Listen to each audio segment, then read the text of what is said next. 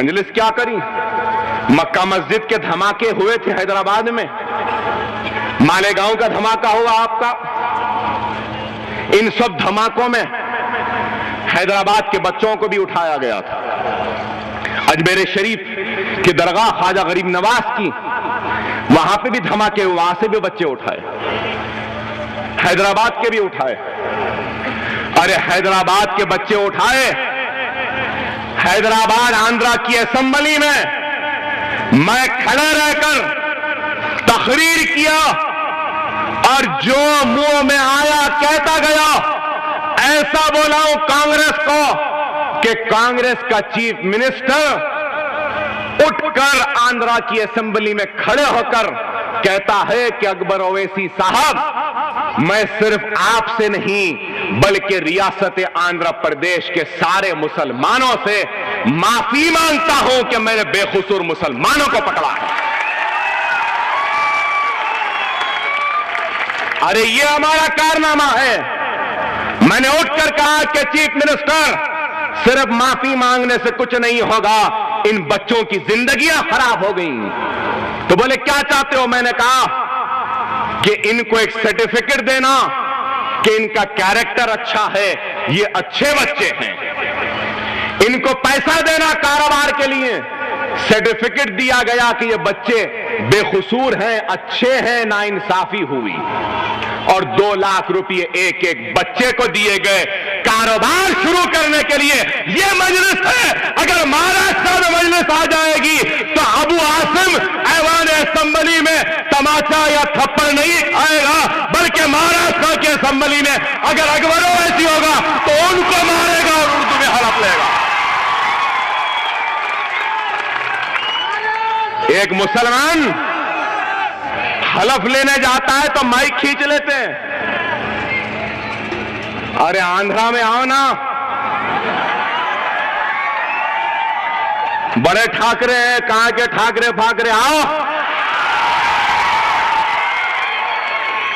मैं तुम्हारे पास आया हूं, हिम्मत है तो तुम मेरे पास आओ, बताता हूं। अगर मजलिस होगी ना, अगर मजलिस ऐवान असेंबली में होती महाराष्ट्र की, तो किसी मां के जने में हिम्मत नहीं है मुसलमान के खिलाफ आवाज उठाने की। अरे ये जमात की ताकत है, मजलिस की ताकत है। अरे हम असेंबली में खड़े होते हैं ना, 254 है, 254 पूरे एमएलए हैं, उसमें से सिर्फ 7 मुसलमान हैं। शेरवानी वाले सिर्फ 7 हैं, लेकिन देखो 290 पे भारी है ये। इस वास्ते कहते एक मियां भाई 10 पे भारी है, समझे? इस वास्ते बोलते हैं एक मियां भाई 10 पे भारी है। बताओ मुलायम सिंह, समाजवादी पार्टी सपा वाले, क्या ये तुम्हारा इंसाफ है कि 50,000 मुजफ्फरनगर में हम बेघर हो गए? क्या ये तुमसे हमारी मोहब्बत है? बताओ क्या ये तुम्हारा इंसाफ है? आज आकर बुड़ंग बांग दावे करना, क्या ये तुम्हारा इंसाफ है कि उत्तर प्रदेश में 80 पार्लियामेंट की सीटें, कितनी 80, क्या यह सेकुलरिज्म की कामयाबी है कि 18% मुसलमानों की आबादी उत्तर प्रदेश में, और एक भी नहीं जीतता, एक भी नहीं जीतता, एक मुसलमान भी नहीं जीतता। मिस्टर मुलायम सिंह, ये कौन सा सेकुलरिज्म है आपका? मगर मुलायम सिंह जीते, बहू जीती, भतीजा जीता और छोटे भाई का पोतरा भी जीत जाता।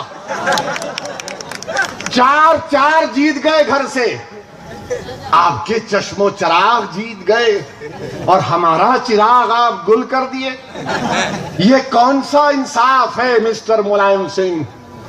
ये इंसाफ नहीं है, ये फिरका परस्ती है। क्या सपा के लोगों को मेरी इस बात से जरूर पेट में दर्द होगा, पेट में भी दर्द होगा, सर में भी दर्द होगा।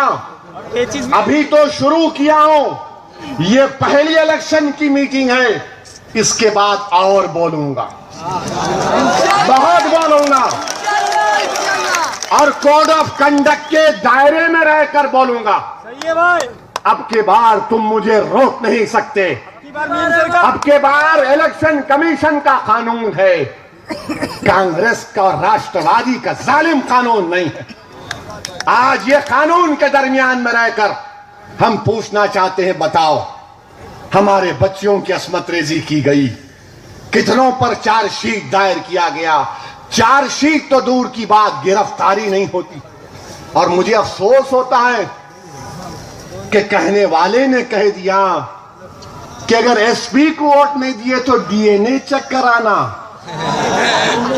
डीएनए चेक कराना। जाकर उस बच्ची से पूछो जिसको मुलायम सिंह की हुकूमत में 6 लोगों ने, 5 लोगों ने, 4 लोगों ने बढ़ाना करके गांव से भगाया। पूछो उनसे कि तुम्हारा डीएनए क्या था। क्या तुम उनसे पूछोगे? हम यही बोलते कि मुलायम सिंह हमको अजीज नहीं है, वो हमारी बहन हमको अजीज है। ये मेरा डीएनए है, ये मेरा डीएनए है, ये मेरा डीएनए है। जो लोग अपने आकाओं की ताईद में बड़ी बड़ी बातें कर जाते, होश में आओ, होश में आओ। अगर इंसाफ की आप बात नहीं कर सकते तो गुलामी की बात मत करो, रुसवा मत करो हमको अगयारों के सामने। हम किसकी उम्मत हैं? जिन्होंने कहा था, क्या कहा था इसी महीने में, कहा था कि काले को गोरे पर फौकियत नहीं है। जिन्होंने हमको पैगाम दिया कि पहुंचा दो सारी इंसानियत को कि तुमको मरकर अल्लाह के पास जवाब